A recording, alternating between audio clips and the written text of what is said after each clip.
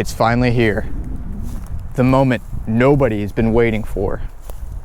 Part 2 of my Jeep Wrangler JK.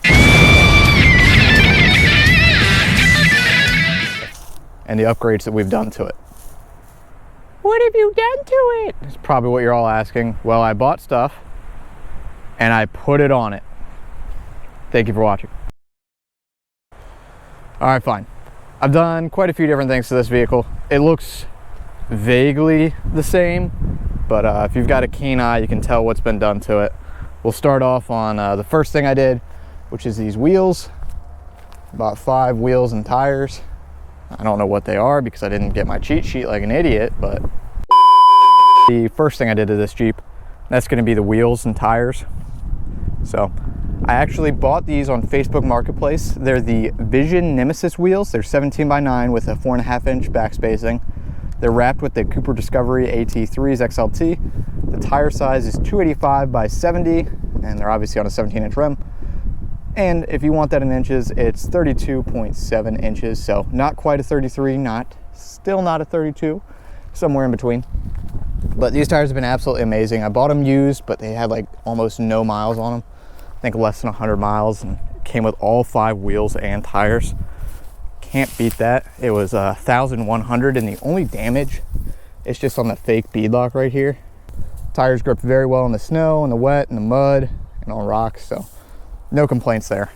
Moving on, we have the Rubicon Express 2.5-inch lift with the Monotube shocks. This lift kit was absolutely amazing.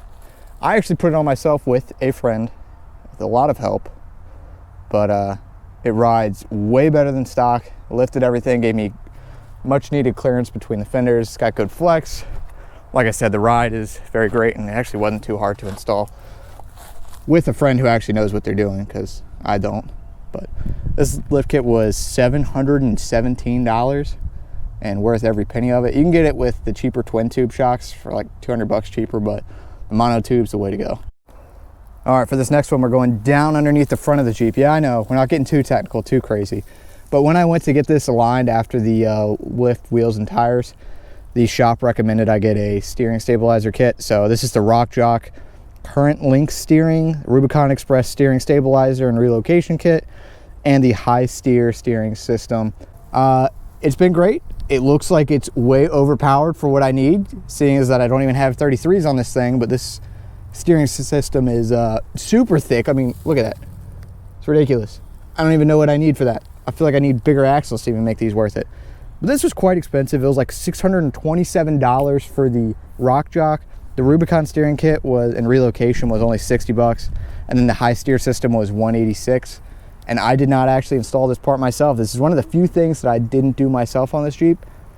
I would feel bad, but they basically said they couldn't do the alignment without doing this, and I was already in the shop, already away from me, had the money at the time, so I just told them to go ahead and get it done.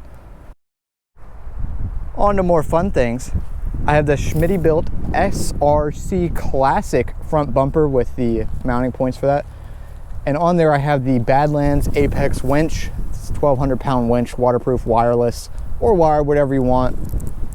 I know people give me slack for Harbor Freight, but this thing has worked every time I've needed it to. And it's actually got pretty decent reviews online, so go check it out. This thing is sweet. The bumper was $275. The winch was like $600, but I got it on sale, so it was like $500 and something. I don't know the exact price, but definitely worth it. And these D-rings are just cheap D-rings. So, also on there are the Aux Beam 3-inch pod. It's a spot and flood combo. The flood is just that lens on the front there, and I put the orange or amber lenses up front just to help out with some nighttime driving. These actually are pretty sweet and pretty bright. Definitely useful if you're riding at night or riding in dust or snow or whatnot. I've only used it in dust, really, and rain. They worked very well and they look pretty cool to me. Moving around the Jeep, you'll see not too much has been done. I do have some plans for those fenders to go. They've been sun damaged enough, and I've tried the restoration kit time and time again. Works until you go off-road. So on the back here, we've got new custom stickers. These are actually ones that I wanted on there. But also back here, we have the RC antenna, or I mean the CB antenna. Definitely makes the Jeep look like an RC car though. But these Jeeps are actually pretty cool. I bought this on a whim because I knew I needed a CB at some point.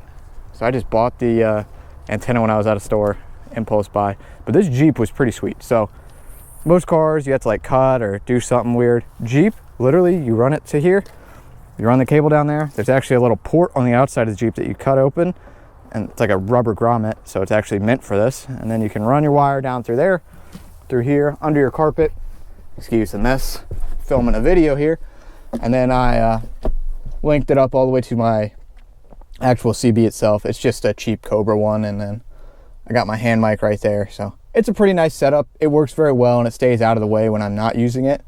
The only downside is I didn't account for having a passenger. The passenger can't slide their seat all the way forward, which they don't ever need to do, but that is a downside of mounting it over here, in case you were wondering. And as you can see, I still have the back seat removed. It's been in and out a few times, but with a dog, it's just easier to not have a back seat in and put a seat thing over this. So back here, I still got basic recovery stuff, but I've added to it. So you got sockets, jumper cables. This is for like winch cover, rhino strap, tree saver, this tow rope still, the original jack, which only really works if I go under one of the axles. Also have an air compressor under the seat. That's the wire for it. The multi-tool for removing lug nuts. A whole bag full of ratcheting straps and other random tools you may or may not need. The wire for the winch, my front license plate, a hammock, and some other tools. Now another thing that I actually did make a video on is this Adams drive shaft up here in the front. Oh, I didn't get the sticker facing the right way when I parked, but that front drive shaft's new. My old one started making noise and whatever went bad on it. This new one's been doing great and hasn't failed me yet. Thrashed it pretty hard off-road. It's done well.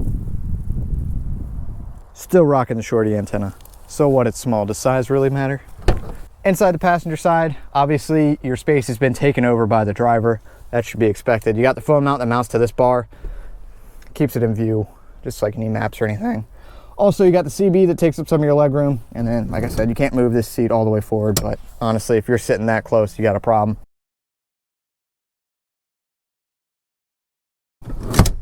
Underneath here, I got my basic first aid kit, because you should probably have one of those if you're going off-road. And then I'll flip around to the other side to show you. Now, in the driver's seat, you're greeted with the lovely view of the check engine light still on for the gas cap that was replaced a while ago, but it won't shut off, so who knows?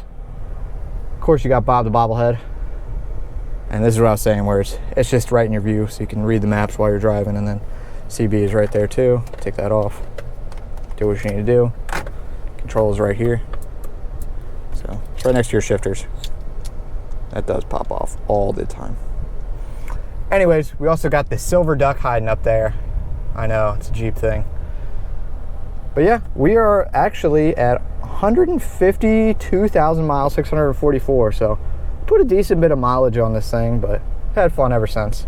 And how could I forget these awesome blue straps? Bought by my girlfriend, who happened to be intoxicated one night, swinging from the passenger one and broke it off. So she bought me these lovely blue ones, which I actually think are pretty sweet and much better than stock. But that's my Jeep JK. The brand new Die-Hard silver battery I just got today. Yes, I realized that I forgot to mention the prices for about half these items. I started it off and then immediately forgot. If I did, I'll just put it on the screen. I did the valve cover gaskets for this just recently, and then the wheel bearing for the front right of the Jeep was recently redone. I think it's like $6,000 of add-ons, which is quite ridiculous, but in Jeep world, that's actually pretty cheap. So I hope you enjoy. I like this vehicle. I've got some future plans for it still, and can't wait to get out and use this thing some more.